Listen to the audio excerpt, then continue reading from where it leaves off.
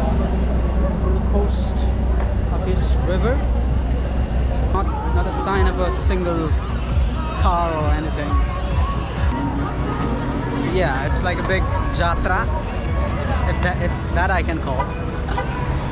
But yeah, it's a really enjoyable moment. It's a big festival, quite like Diwali for a lot of like Hindu like us. Really interesting.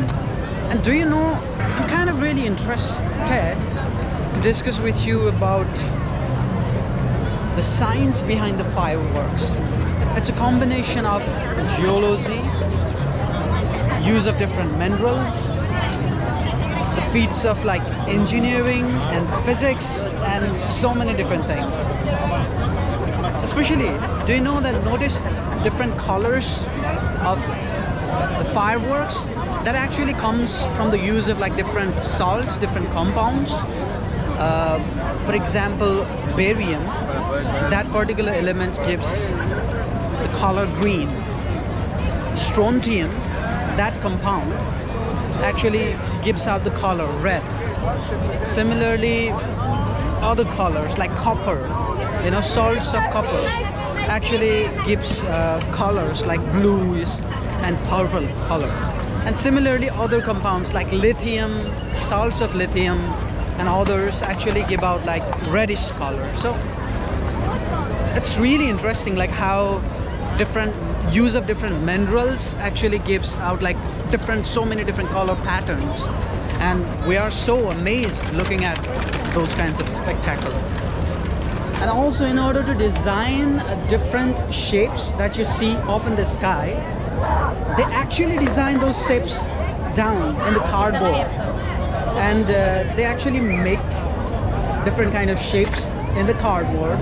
And they use like a gunpowder as a kind of like a thrust, or a kind of like a force that basically propels those, what shall I call it, like a pellets or something off in the sky, and they force it to go offward. And using the principles of like projectile motion, they throw those pellets away off in the sky, and they actually end up like making different shapes based on the kind of shapes they are designed in those small cardboards in the lighting section or something.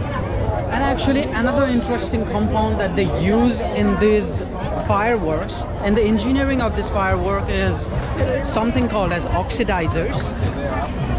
Remember how fire works. In order to basically fire anything, you need the presence of oxygen. And what these compounds actually do here is like they use some oxidizers, basically other forms of chemicals like some kind of like nitrates. So what happens with the use of these oxidizers is like they basically burn themselves because they have oxygen. They basically provide more oxygen to these elements that are already off in the sky, and that's why you see those spectacular fireworks, because they are basically fueling more of their burning, so that you see the spectacle and you see different colors because of those salts, because of those compounds that are being used.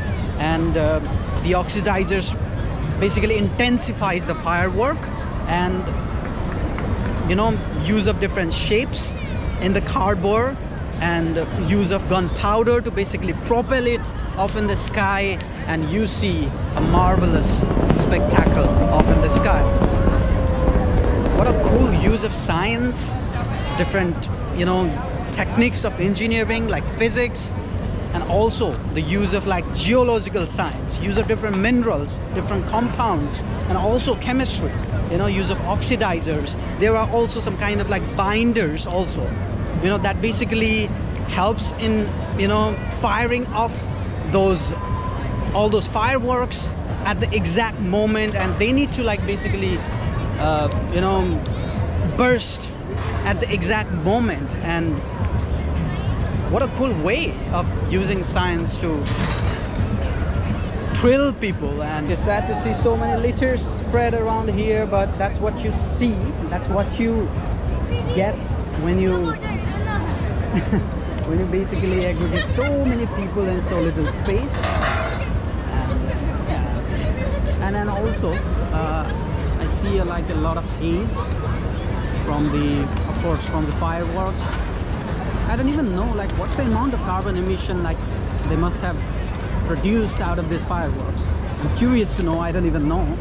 And in order to handle this well, these firework experts, who are also called as pyrotechnicians, they need to be, you know, well informed about the principles of like physics, mathematics, chemistry, geology, you know, different minerals, and there's so many aspects.